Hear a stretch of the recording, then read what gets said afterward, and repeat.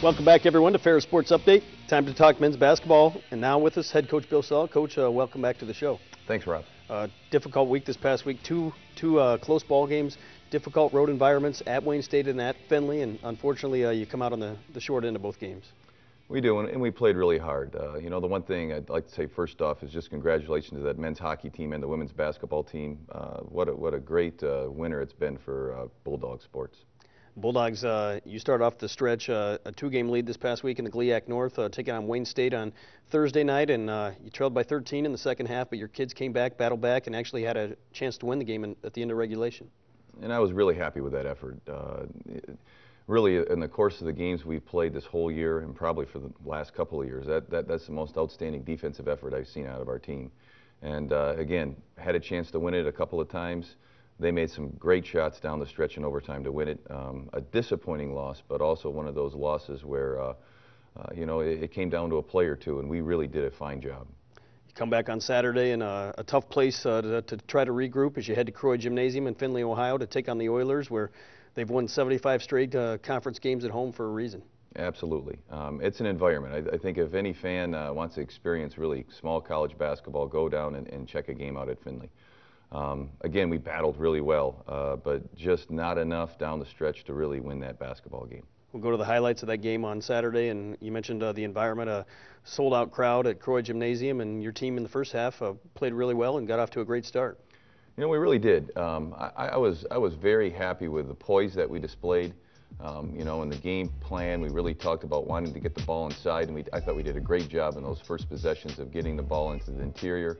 And then on the defensive end, we were really able to pick it up, get balls in transition, get some baskets there, and just attack the basketball rim.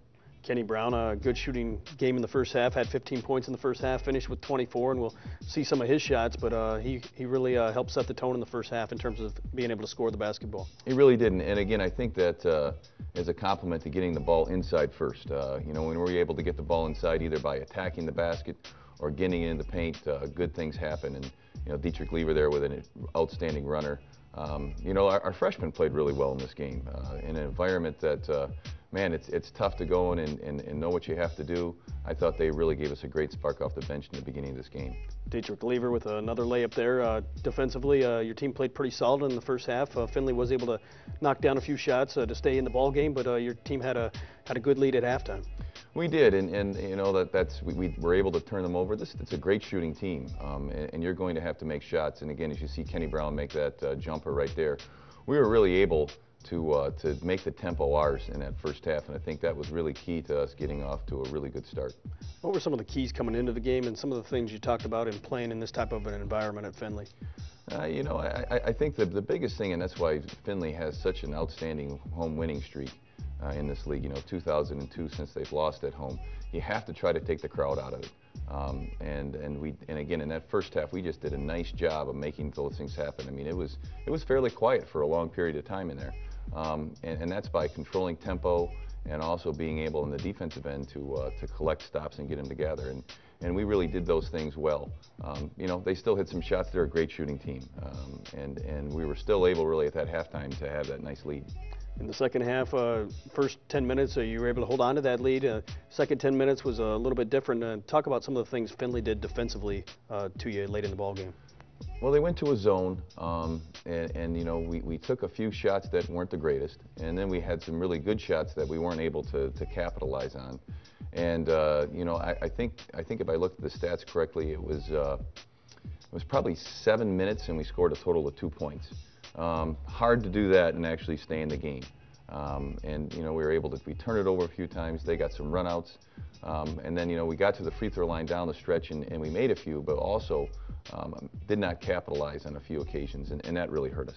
Kenny Brown, a big three there. You still had a chance here late in the final minute to try to win this basketball game or tie it back up, but unfortunately Findlay at the other end was able to hit some big free throws.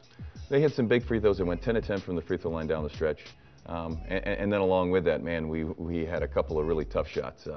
One of their players, it was a three-point game, ended up hitting a three-pointer from about the volleyball line. So that's about 3 or 4 feet behind the pro three-point line.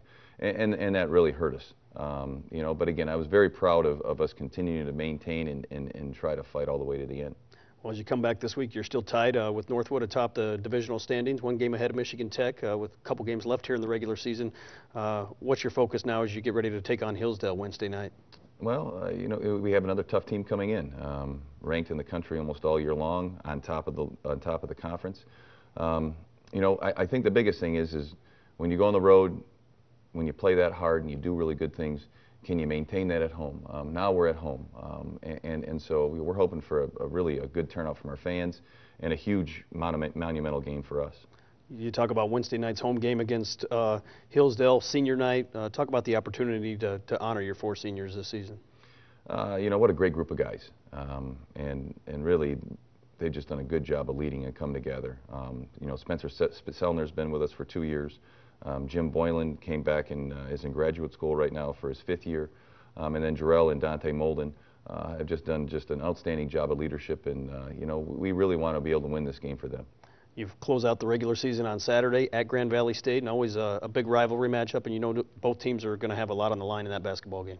Absolutely. It doesn't really matter what the records are or where you are in the standings. That game's big, and it's red marked on our calendar from the beginning. So, again, a really, really big week of basketball.